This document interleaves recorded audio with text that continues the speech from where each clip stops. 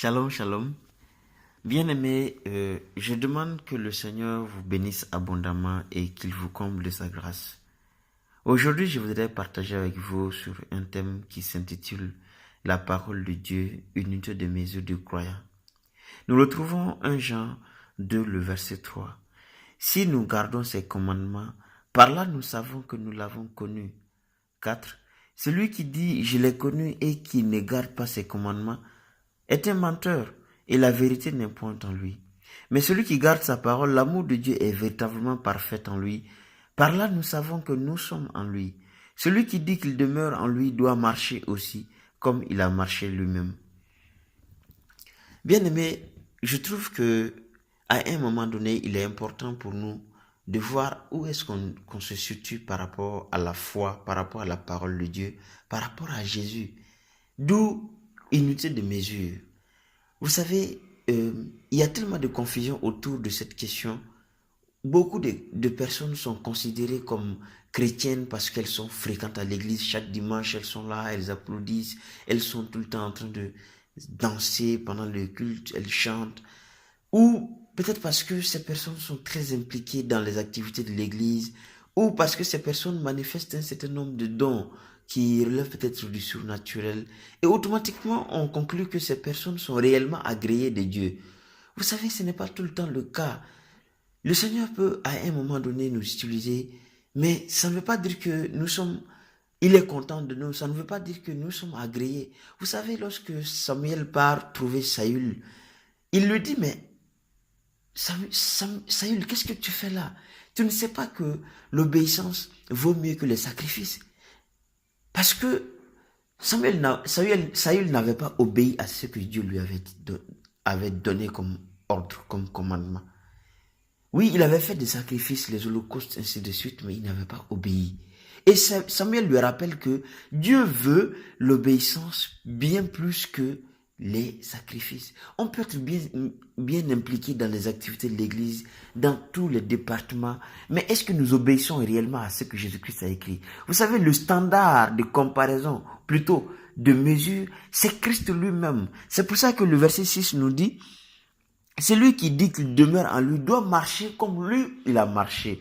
Donc, c'est pour nous dire que si nous voudrons être agréés de Dieu, si nous voulons avoir une position devant le Seigneur confortable, il nous faudrait marcher selon exactement ce que lui, il a écrit. Christ est notre standard, Christ est notre baromètre. C'est à lui que nous voulons ressembler. C'est lui notre modèle, c'est lui la cible, c'est sa stature que nous ciblons. Donc, si nous voulons atteindre cette stature, il faut que nous suivions ses commandements.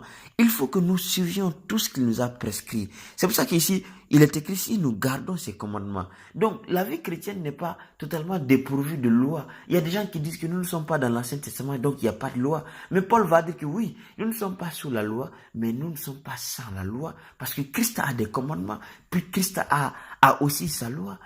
Christ a marché d'une certaine manière sur terre. Les chrétiens devraient toujours se poser la question, mais est-ce que je marche comme Christ a marché? Est-ce que je parle comme Christ a parlé? Est-ce que je regarde ce que Christ aurait pu regarder? Est-ce que je réfléchis comme Christ réfléchit, pardon? Est-ce que mes pensées sont comme les pensées de Christ? C'est pour ça que Paul va dire aux Philippiens, ayez les sentiments qui étaient en Christ, ayez les pensées qui étaient en Christ. Voilà.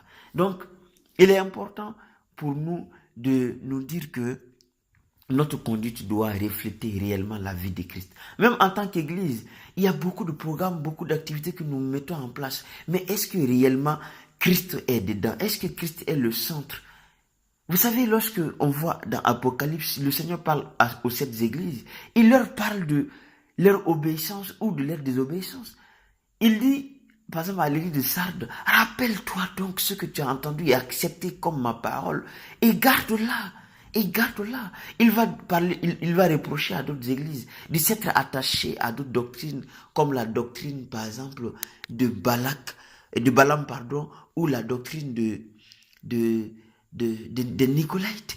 Il veut que nous soyons fidèles à sa parole. Le chrétien, ta fidélité sera mesurée conformément à l'obéissance que tu que tu manifestes, que tu vis vis-à-vis de la parole de Dieu. Il est important que cette parole soit vécue.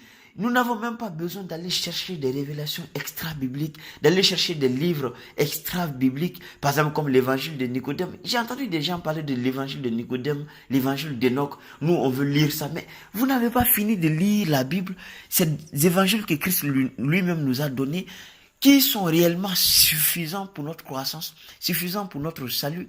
Mais nous voulons aller chercher ailleurs. Bien-aimés, obéissons à ce qui est écrit. Et s'il le faut, le Seigneur nous éclairera encore davantage, mais toujours dans cette parole. Bien-aimés, je nous encourage à revenir aux Écritures. C'est la parole de Dieu qui est le baromètre, c'est la parole de Dieu qui est l'unité de mesure. Est-ce que vous avez fait ceci ou cela conformément à ce qui est écrit? C'est la question qui nous sera posée. Vous voyez. Donc, lorsque nous serons devant le Seigneur, devant son trône, la question qui nous sera posée, c'est est-ce que vous avez fait beaucoup d'activités? Est-ce que vous avez fait ceci ou cela? La question qui nous sera posée, est-ce que nous avons marché fidèlement et conformément à ce qui est écrit? Bien-aimés, que le Seigneur nous aide à garder sa parole, à demeurer dans sa parole, à marcher comme lui, il a marché. C'est là notre unité de mesure.